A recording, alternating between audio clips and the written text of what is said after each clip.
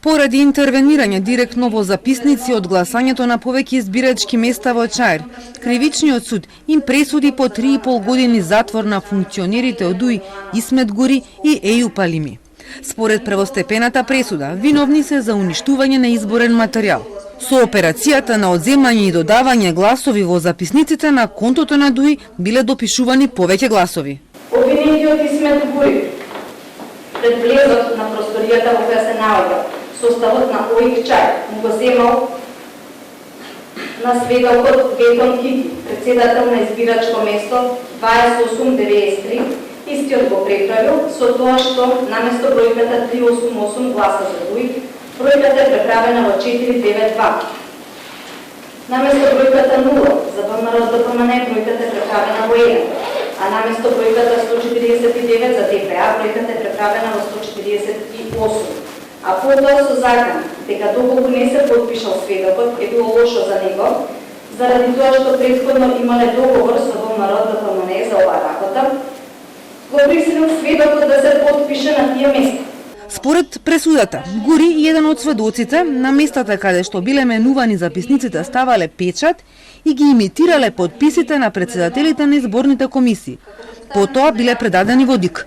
Откако Државната изборна комисија извршила увид, го поништила гласањето на тие избирачки места и ги разрешила изборните комисии. Пресудата ја слушна само Гури. Пратеникот Ејуп Алими не дојде во судот. Нивните адвокати најавија жалби пред апелација и очекуваат пресудата да падне. Оставката за осудителна пресуда која што ја слушнав, ја кажав и во судницата, е поради подносителот, а не поради содржината на доказите кои што беа презентирани.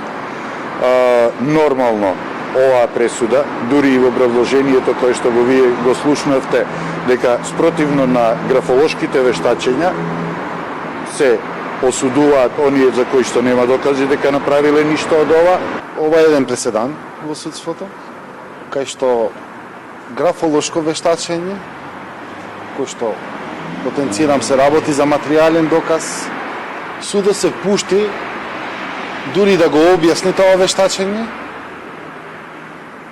значи да излезе од ролјата на арбитар, без да ги сослуша вештаците и да ги повика вештаците. Судењето траеше повеќе од 3 години, за време на кој имаше промена и на суди и процесот се врати на почеток. Ова е прва присуда за функционери на ДУИ, по која од партијата порача дека го поддржуваат владењето на правото и ветингот во правосудството.